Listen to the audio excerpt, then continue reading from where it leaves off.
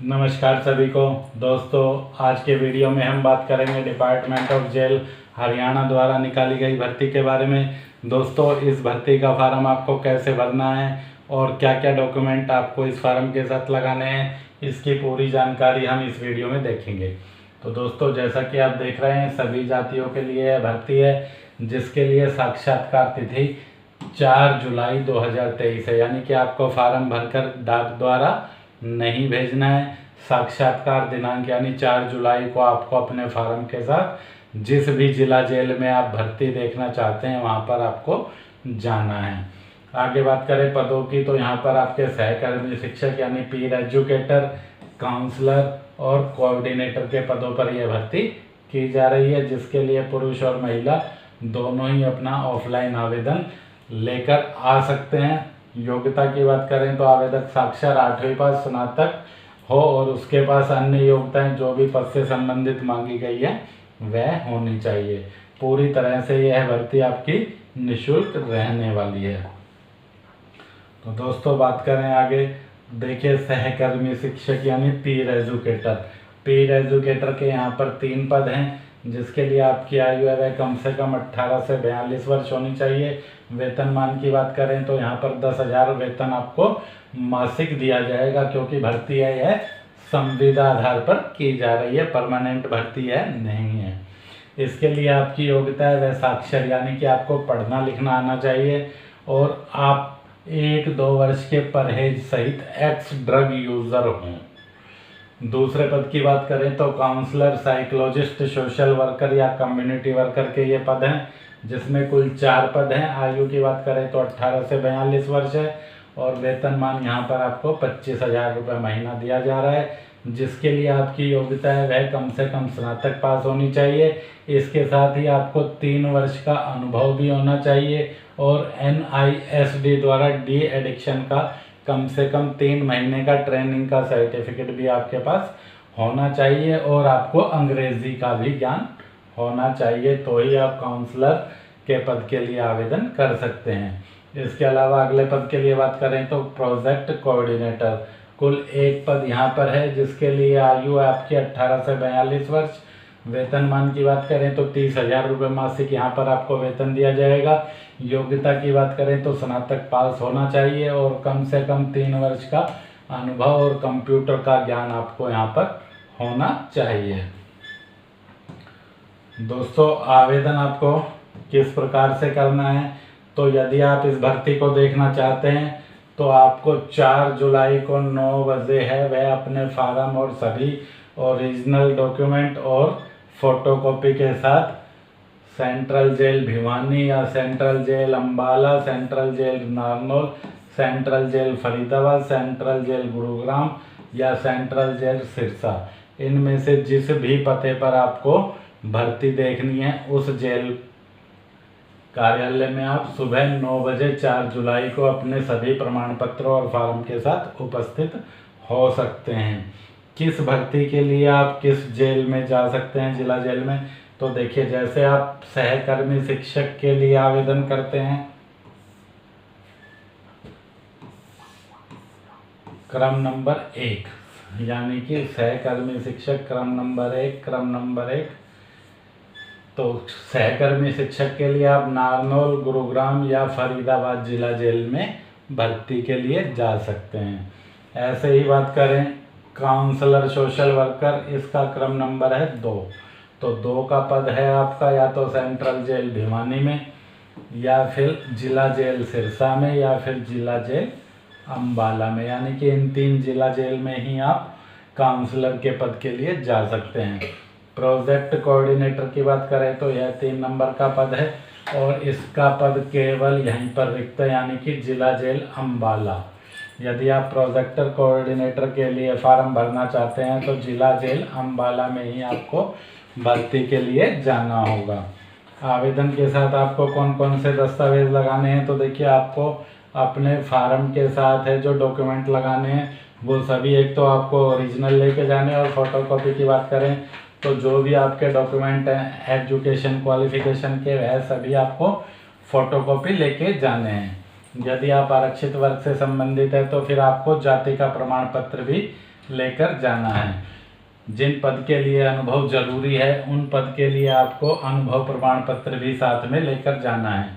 इसके अलावा आधार कार्ड और निवास प्रमाण पत्र की प्रतिलिपि ओरिजिनल भी सभी लेकर जाने हैं और सभी प्रमाण पत्रों की आपको फोटोकॉपी भी लेकर जानी है। इसके अलावा 2 अतिरिक्त पासपोर्ट आकार के फोटोग्राफ भी आपको अपने साथ में लेकर जाने हैं। और आगे बात करें तो MIC राज्य पंजीयन में आपका किसी पद के लिए रजिस्ट्रेशन जरूरी है तो वह भी आपको लेकर जाना है।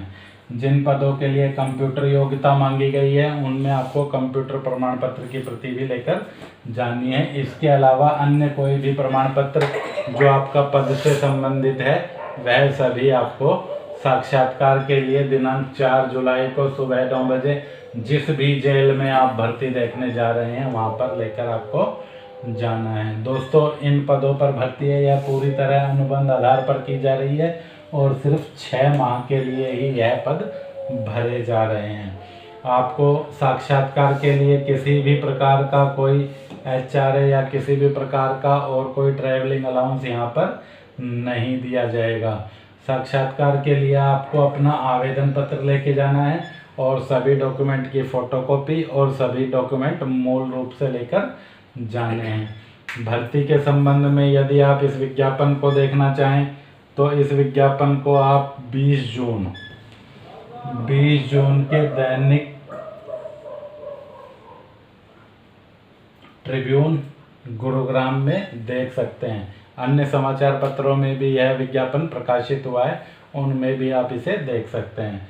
दोस्तों, यदि आप किसी भी भर्ती का ऑफलाइन फॉर्म डाउनलोड करना चाहें तो आप वेबसाइट vacancyforum.com से किसी भी ऑफलाइन फॉर्म को डाउनलोड कर सकते हैं। और यदि आपको भर्ती से संबंधित सूचनाएं चाहिए तो आप हमारे टेलीग्राम ग्रुप को सिंघल प्रकाशन सर्च करके जुड़ सकते हैं। फॉर्म को आपको किस प्रकार भेजना है वह यहाँ पर देख लेते हैं। तो देखिए, यह एप्लीकेशन फॉर्म का नमूना है जिसमें आपको पोस्ट अप्लाइंग फॉर जिस भी पद के लिए आप आवेदन कर रहे हैं उसका नाम यहाँ पर अंग्रेजी के कैपिटल लेटर में लिख देना है।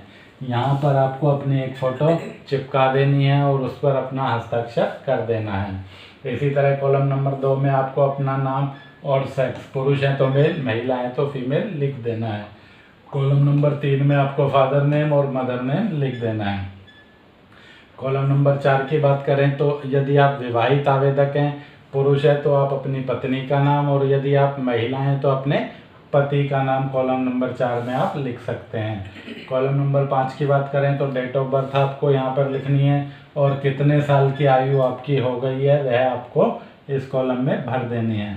कॉलम नंबर 6 में आपको मैरिटल स्टेटस, विवाहित हैं तो आपको यहाँ पर मैरिड और अविवाहित हैं तो यहाँ पर आपको अनमैरिड लिख देना है। कॉलम नंबर 7 में आपको अपना एड्रेस और कॉलम नंबर 8 में भी आपको अपना एड्रेस स्पष्ट रूप से भर देना है। कॉलम नंबर 9 की बात करें तो कॉलम नंबर 9 आपका है वह ईमेल आईडी से संबंधित है, यानी कि आपकी जो भी ईमेल आईडी है वह आप इस कॉलम में लिख सकते हैं। कॉलम नंबर 10 में आप अपना टेलीफोन और मोबाइल नंबर लिख दें। यदि आपके पास टेलीफोन नंबर नहीं है, मोबाइल नंबर है तो खाली मोबाइल नंबर ही लिख सकते हैं।